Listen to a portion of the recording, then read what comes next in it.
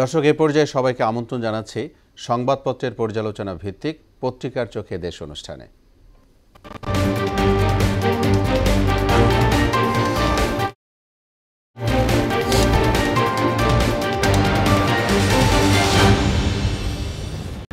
অনুষ্ঠানে আজকের অতিথি মোহনা টেলিভিশনের বার্তা সম্পাদক সুমন মুস্তাফিজ। জি সুমন মুস্তাফিজ, আপনাকে স্বাগত স্টুডিওতে। ধন্যবাদ। আমরা পত্রিকার শিরোনাম পড়ে এসে তারপর আপনার সাথে আলোচনায় যাব। আমরা দেখে নিব যে আজকের দৈনিক শীর্ষ দৈনিকগুলোর প্রধান প্রধান কী শিরোনাম রয়েছে। আমি শুরুতেই প্রথম আলো পড়ছি। তারা শিরোনাম করেছে, লন্ডনে চিকিৎসা শুরু খালেদা জিয়ার, পুলিশের হাতে প্রাণঘাতী অস্ত্র চান না ডিসি সম্মেলনে। সংসদের পাশাপাশি স্থানীয় নির্বাচনেরও প্রস্তুতি চলছে, ইআইবির ভাইস প্রেসিডেন্টকে প্রধান উপদেষ্টা। ইত্তেফাকের শিরোনাম, লন্ডন ক্লিনিকে খালেদা জিয়ার চিকিৎসা শুরু, 7.5 বছর পর মা ছেলের আবেগঘন আলিঙ্গন। সংসদের পাশাপাশি স্থানীয় নির্বাচনের প্রস্তুতি চলছে, প্রধান উপদেষ্টা। মাঠের অভিজ্ঞতা না থাকলেও হতে পারবেন ডিসি, বিএনপির বিপরীতে বাকিরা। 7 বছর পর মায়ের স্পর্শ পেলেন তারেক, লন্ডনে খালেদা জিয়া। শিরোনাম ছিল সমকালে। রয়েছে, বাংলাদেশ প্রতিদিন, আতঙ্ক ও উদ্বেগে ব্যবসায়ীরা, চতুর্মুখী সংকটে বৃহৎ শিল্প, 7 বছর পর মায়ের বুকে ছেলে। যুগান্তরের শিরোনাম দেখব, অপার মুগ্ধতায় খালেদা জিয়া, 7 বছর পর লন্ডনে মায়ের বুকে ছেলে তারেক রহমান। ইলেকট্রনিক্স শিল্পের জন্য আত্মঘাতী সিদ্ধান্ত, কর্পোরেট কর দ্বিগুণ প্রজ্ঞাপন জারি। বণিক বার্তা, স্থানীয় শিল্পে উৎপাদন সংকোচনে ব্যবসার খরচ বাড়ছে। সড়ক দুর্ঘটনায় 2024 সালে সবচেয়ে বেশি মৃত্যু। সড়ক মহাসড়কে নিরাপদ করতে শৃঙ্খলা ফেরাতে অন্তর্বর্তী সরকারের দৃশ্যমান কোনো উদ্যোগ নেই।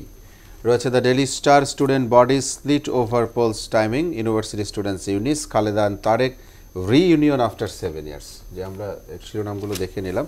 আপনি জানেন যে লন্ডনে চিকিৎসার জন্য খালেদা জিয়া অবস্থান করছেন সেখানে, এবং সবচেয়ে যে বেশি খবরটি এসেছে, আমরা সোশ্যাল মিডিয়াতেও দেখেছি, পত্রিকায় দেখেছি, যে 7 বছর বা কোথাও বলছে যে 7.5 বছর মা ছেলের একসাথে সাক্ষাৎ এবং আবেগঘন একটা পরিবেশ তৈরি হয়েছে। আপনার কাছে এই বিষয়ে এটা তো খুব স্বাভাবিক। এই বিষয়ে যদি তার আগে একটু বলে নিই যে চিকিৎসার জন্য পরশু রাত 11টার পরে একটা বিশেষ এয়ার অ্যাম্বুলেন্সে করে বেগম জিয়া গেছেন লন্ডনে, এবং এখান থেকে বলা হয়েছিল যে লন্ডনে পৌঁছার পর হিথ্রো বিমানবন্দর থেকে সরাসরি তাকে লন্ডন ক্লিনিক নামে একটা হসপিটাল আছে, সেখানে নেওয়া হবে। এবং ওখানে বিমানবন্দরে তার ছেলে, বিএনপির ভারপ্রাপ্ত চেয়ারম্যান তারেক রহমান এবং স্থানীয় বিএনপি নেতারা তাকে স্বাগত জানাবেন, রিসিভ করবেন। তো সেটাই হয়েছে, এবং এইটা তো খুব, এখানে আবেগের কিছু নেই, এটাই বাস্তবতা যে 7 বছরের বেশি সময় পর অসুস্থ মাকে দেখবেন, অসুস্থ ছেলেও, তো এটা তো আবেগঘন মুহূর্তের কথা, আবেগে ভালোবাসায় কেঁদে ফেলার কথা, খুব স্বাভাবিক, খুব স্বাভাবিক। তো সেরকম এটা বিশ্লেষণ দিয়ে বলাটা খুব কঠিন। জি জি, এইটি এক্স্যাক্টলি এমন একটা বিষয়। তো সাধারণভাবে বললে যে আবেগঘন মুহূর্ত ছিল, এবং সেটা ওই দুইজনের জন্য যে মানে কি একটা অনুভূতির বিষয়, সেটা কেবলমাত্র মানে ভুক্তভোগী ছাড়া অন্যদেরকে বোঝানো কঠিন আর কি। হ্যাঁ, তো সেই বিষয়টি হয়েছে। আমরা আশা করব যে সুস্থ হয়ে যত দ্রুত সম্ভব দেশে ফিরে আসবেন। জি, আমরা সেটা প্রত্যাশা করি। এবং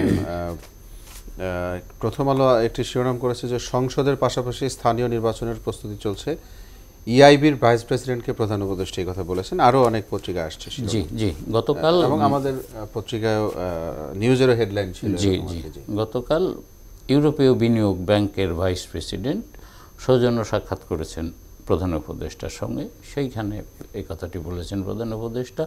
এর আগেও এরকম হিন্টস দেওয়া হয়েছিল যে এখন তো মানে দেশবাসী সম্ভবত জাতীয় নির্বাচন নিয়েই একটা নির্বাচিত সরকারের জন্য প্রতীক্ষা করছে, বা রাজনৈতিক দলগুলো তো অস্থিরই হয়ে গেছে বলা যায় যে কত দ্রুত জাতীয় নির্বাচনটা অনুষ্ঠিত হবে। তো সেই ধারাবাহিকতাই হয়তো উনি বলেছেন প্রধান উপদেষ্টা মহোদয়, যে জাতীয় নির্বাচনের তো প্রস্তুতি চলছে, একই সঙ্গে স্থানীয় সরকার নির্বাচনের চিন্তাভাবনাও করছে অন্তর্বর্তী সরকার।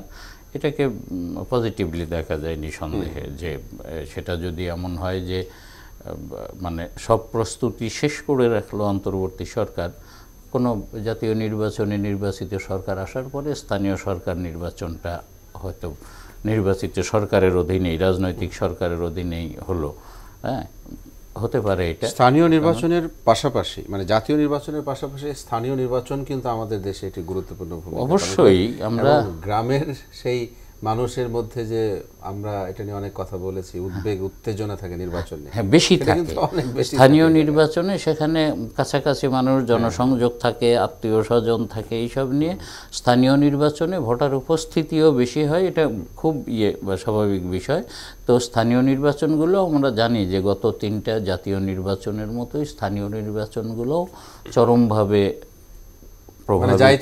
প্রভাবিত নির্বাচন হয়েছে। এক্স্যাক্টলি। তো সেই নির্বাচনে মানে মানুষ তাদের পছন্দের প্রার্থীকে ভোট দিতে পারেনি, অথবা ভোট দিলেও দেখা গেছে যে পছন্দের প্রার্থীকে বিজয়ী ঘোষণা করা হয়নি। অনেক রকমের বিশৃঙ্খলা ছিল। সেই বিবেচনায় নিঃসন্দেহে স্থানীয় সরকার নির্বাচনটাও গুরুত্বপূর্ণ ইস্যু। স্বাভাবিক, আমরা সেটাই প্রত্যাশা করি। আমি বণিক বার্তার একটি শিরোনাম পড়ছি, সড়ক দুর্ঘটনায় 2024 সালের সবচেয়ে বেশি মৃত্যু, সড়ক মহাসড়কে নিরাপদ করতে শৃঙ্খলা ফেরাতে। এটি একটি কথা বলেছে যে অন্তর্বর্তী সরকার দৃশ্যমান কোনো উদ্যোগ নেই। আপনাকে একটু দেখাতে চাই।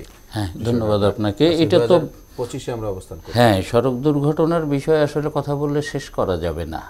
এক কথায় যদি বলি সেটা হলো যে সড়ক জিম্মি, পরিবহন খাতের কাছে জিম্মি। এইটা কোনো দিনই স্বাধীনতা-উত্তর 53 বছরে কোনো দিনই কোনো সরকারই এই জায়গাটায় হাত দিতে পারে নাই কিংবা কিছু করতে পারে নাই। কারণ এই পরিবহন সেক্টরের যে মাস্তানি, হ্যাঁ পরিবহন সেক্টরে কিন্তু একটা মাস্তানি চলে। অবভিয়াসলি মালিকদের, শ্রমিকদের যে ঐক্য, তারা সরকারকেই জিম্মি করে ফেলে। কোনো সিদ্ধান্ত নিতে গেলে যদি তাদের বিপক্ষে যায়, গাড়ি চলবে না, একটা ঘোষণা দিয়ে দিল যে কাল থেকে গাড়ি চলবে না, অচল হয়ে গেল সারা দেশ।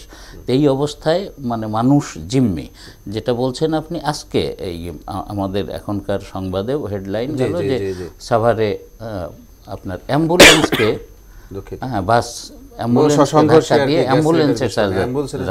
অ্যাম্বুলেন্সে তো অসুস্থ মানুষ ছিলেন, হয়তো কোনো একজন রোগীকে নিয়ে তার স্বজনরা যাচ্ছিলেন। হ্যাঁ, রোগী তো গেলই, রোগীর সাথে স্বজনদেরও মানে এখন মর্গে পড়ে আছেন তারা। তো এটা দুঃখজনক। আর এটা নিয়ে আরেকটা বিষয় যে এখানে আমি দেখেছি যে একটা পরিসংখ্যানও আছে। এই 24 সালে সবচেয়ে বেশি মৃত্যু, এই সংখ্যাটা আপনার সরকারি হিসাবে, বিআরটিএর হিসাবে এরা বলছে যে 5380 জন। কিন্তু রোড সেফটি ফাউন্ডেশন নামে আরেকটা সংস্থা, তারা বলছে 7000-এর ওপরে, 7294 জন। এবং যাত্রী কল্যাণ সমিতি নামে যারা এগুলো নিয়ে কাজ করে আরও একটি সংগঠন, তারা আবার বলছে 8543 জন। তার মানে এটা প্রায় 3000 ডিফারেন্ট। হ্যাঁ, তো এইটা তো একটা সংখ্যা, বাস্তব সংখ্যা এরও অনেক বেশি, যেগুলোর তথ্য আমাদের কাছে বা সরকারের কাছে বা কোনো সংস্থার কাছে ওইভাবে আসে না, আমরা পাই না। হ্যাঁ, এরকম অসংখ্য তথ্য আছে। তো সব মিলে আমি যদি সর্বনিম্ন সংখ্যাটাই ধরি, সরকারি হিসাবটাই যদি ধরি, যে 5380 জন মানুষ এক বছরে রাস্তায় প্রাণ দেবে, এর চেয়ে অপ্রত্যাশিত, অনাকাঙ্ক্ষিত কোনো ঘটনা হতে পারে? জি, আপনি বলছিলেন যে মানে পারে না, করে না বা এরকম কিছু, অর্থাৎ পারে না। এই জায়গায় পারার জন্য কি পদক্ষেপ নেওয়া উচিত বলে মনে করেন? হার্ডলাইনে যেতে হবে সরকারকে। কি ধরনের হার্ডলাইনে যাবে? গাড়ি বন্ধ করে দিবে, কাল থেকে গাড়ি চলবে না, সব গাড়ির লাইসেন্স বাতিল করা হবে, রুট পারমিট বাতিল করা হবে। সরকারের চেয়ে বড় তো কেউ নাই। কিংবা যদি বলি যে সরকার মানেই জনগণ, জনগণের চেয়ে বড় কোনো শক্তি তো নাই, কেন পারবে না? এখানে আরও একটি বিষয় থাকে যে এই যে আমরা যে মাফিয়া বলি, দুষ্ট চক্র বলি, এই চক্রের সাথে সবসময় সব সরকারেরই অংশ জড়িত থাকছে। কি অংশ? আমরা অর্থনৈতিক এবং সরকারের লোকজন। শাহজাহান খান ছিলেন সড়ক পরিবহন খাতের সবচেয়ে বড় মাফিয়া। আরও একজন ছিলেন এনায়েতুল্লাহ। এনা পরিবহন যে চলে, সবচেয়ে বেশি দুর্ঘটনা ঘটায় রাস্তায় এই গাড়িটা। আমি যদি আলাদা করে বলি, বেপরোয়া চালায়, তাদের আলাদা দাপট কাজ করে। আমরা এনার ড্রাইভার, এনা আর হানিফ পরিবহন নামে 2টা গাড়ি আছে, সবচেয়ে বেশি দাপটে চলে, সবচেয়ে বেশি দুর্ঘটনা ঘটায় এই গাড়িগুলো। এখন এই যে স্পেসিফিক করে আপনি আমি যদি বলতে পারি, তাহলে পরিবহন খাত সংশ্লিষ্ট কর্তৃপক্ষ, এই মিনিস্ট্রি, অধিদপ্তর যারা আছে, তারাও তো বলতে পারে ডেফিনিটলি। এবং এই তথ্য জানাও আছে। বিষয়টা হলো ইনিশিয়েটিভ।